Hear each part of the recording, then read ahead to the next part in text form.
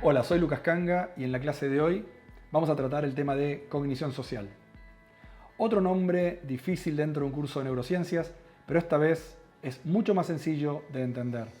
La cognición social es una capacidad única de la humanidad, del ser humano, para poder relacionarse con el medio, con otros y poder tener empatía y relaciones interpersonales. Vamos a entender que la cognición social es una capacidad muy alta del ser humano. El ser humano es netamente un ser social. Y en contrario a lo que dijo Descartes años atrás, que dijo, yo primero pienso y luego existo, en realidad uno podría hablar de que en realidad primero siento, me relaciono y luego después existo. Se sabe que la cognición social no es solamente un término, sino que tiene diferentes elementos que vamos a empezar a nombrar y a describir. El primero se llama teoría de la mente. ¿Qué es teoría de la mente? Es la capacidad que tiene el cerebro humano de poder hacerse una teoría de la mente del otro. Si ustedes se dan cuenta, esto es absolutamente complejo. ¿Cómo poder predecir, sin que me lo diga, qué le pasa a una persona, qué siente, qué lo motiva, qué quiere, qué no quiere? Esa capacidad única humana nos hace diferenciar de los animales porque podemos predecir lo que el otro quiere, siente, está pensando hacer. Imagínense ejercer liderazgo sin tener teoría de la mente. Sería súper complejo. No podría utilizar lo que habíamos hablado del liderazgo transformador. No me podría diagnosticar a otra persona para poder aplicar mi estilo de liderazgo. Vamos a abordar otro de los elementos de la cognición social que vamos a llamar empatía. Muchísimos de ustedes conocen el término empatía.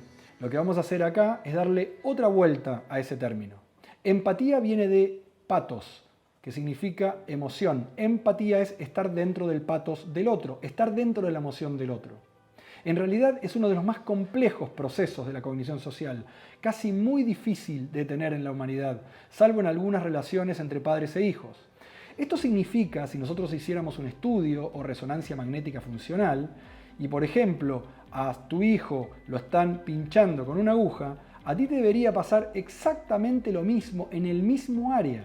Si se dan cuenta, eso es tremendamente complejo y eso se llama tener isomorfismo. Isomorfismo significa que el cerebro del padre y el cerebro del hijo se están iluminando en el mismo área exactamente con la misma emoción. De verdad, eso es muy complejo. Y uno podría decir, ¿es necesario en la organización ser empático? El común de las personas que trabajan dicen que los líderes deberían ser empáticos. Pero imagínense, por un momento, que cada vez que le pasa algo al colaborador o pasa algo en la organización, el líder empatiza. Entonces él estaría prendiéndose en cada una de las áreas que a otras personas les pasan, entonces no podría trabajar, estaría emocionando como todos los demás emocionan. Dejemos el tema de la empatía para poder entender que existe otro elemento de la cognición social que se llama simpatía. Sim significa junto, simbiótico significa dos vidas juntas. Cuando uno habla de simpatía, es un efecto diferente que el de la empatía. Yo no tengo exactamente el mismo área prendida que mi compañero o que mi liderando, pero puedo entender lo que le pasa. Por ejemplo, una persona A tiene pena por algo y yo tengo, por ejemplo, piedad por esa persona. Se dan cuenta que ya no es isomórfico, tiene dos formas totalmente distintas. A uno se le habilitó el área de la pena y el otro el área de la piedad. Uno podría decir, bueno, es entendible que el liderazgo debería contar con un poco más de simpatía. En realidad vamos a describir otro elemento más. Este elemento se llama contagio emocional. El contagio emocional es la capacidad que tiene el humano de contagiarse de las emociones de otro. Cuando entra a un lugar, por ejemplo, y están todos callados o están todos tristes, quedaría bastante fuera de lugar si uno entraría riéndose. Es por eso que tenemos lo que se llaman las neuronas espejo, investigadas hace muchísimo tiempo por un grupo de italianos, ¿sí?, donde pudieron entender de que teníamos algunas neuronas que nos hacían igualar el estado emocional del otro, pero sin sentirlo, simplemente igualarlo. Si ustedes se dan cuenta de estos cuatro elementos, podríamos en realidad diferenciarlos cuando en las organizaciones a veces se piensa que es uno solo y que se llama empatía. La pregunta es, ¿el líder debe ser empático? Pensémoslo. Para poder liderar transformacionalmente, sí o sí tengo que diagnosticar a la persona. Y para poder diagnosticar a la persona, lo que podríamos utilizar es la teoría de la mente. Esa capacidad que tengo yo de poder hacer una predicción del estado emocional o del estado motivacional o valórico de la otra persona para poder ajustarme. Entonces, ya entendimos los 4 elementos de la cognición social, vamos a ver ahora cómo la podemos utilizar. ¿Cómo utilizar la cognición social dentro de la organización? Por supuesto, entender de que el ejercicio de liderazgo lo necesita. ¿Para qué? Para poder entender no solamente el diagnóstico de la otra persona, pero también mi autodiagnóstico. Porque yo también puedo hacer una teoría de la mente hacia mí y entender cómo estoy, cómo me siento, qué quiero, qué me motiva. Eso se llama muchas veces autoconocimiento, pero por supuesto en un contexto de neurociencias cognitivas tenemos que buscarle un nombre complejo y le vamos a llamar metacognición. La metacognición es como que yo me conozco desde arriba, es una cognición superior mía. Entonces, no me hago una teoría de la mente del otro, sino que me hago una teoría de la mente ahora.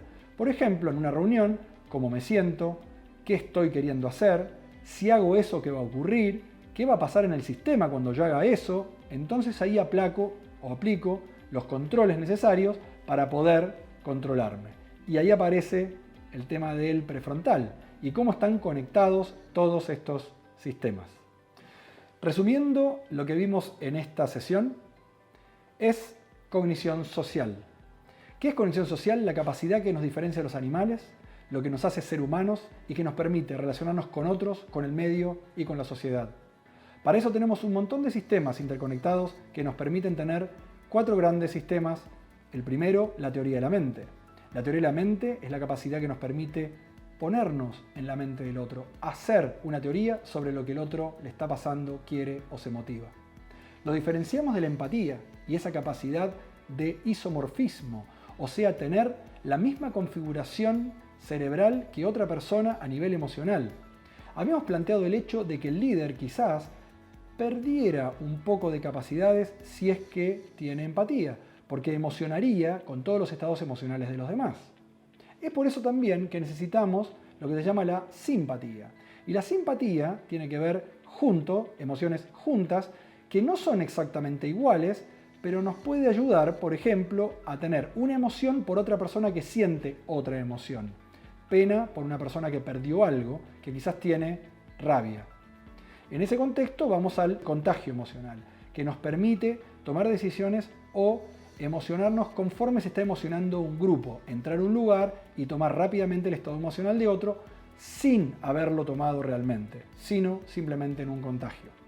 Para cerrar, una última sesión que tiene que ver con lo que se llama el ajuste social, y el ajuste social tiene que ver con respetar las reglas sociales, algo que ya habíamos visto en la clase de los núcleos del prefrontal, y tiene que ver con el humano que sigue reglas sociales y que se da cuenta cuando esas reglas sociales no están siendo cumplidas o son las de él. Entonces, habiendo resumido todo esto, les quiero agradecer por haber participado de esta clase y nos vemos en próximas entregas. Muchas gracias.